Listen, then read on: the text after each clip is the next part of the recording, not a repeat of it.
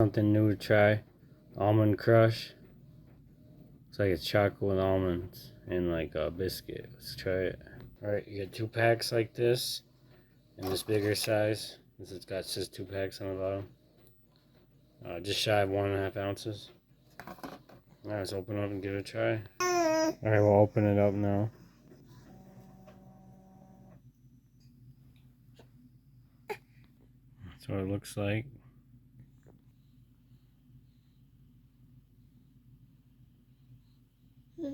Alright, moment or two, let's try it.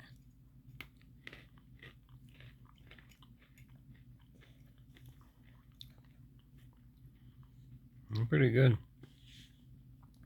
Like the contrast from the biscuit with the almond and the chocolate, it's really good. Yeah, I would buy these again. Alright guys, thanks for watching. Until next time.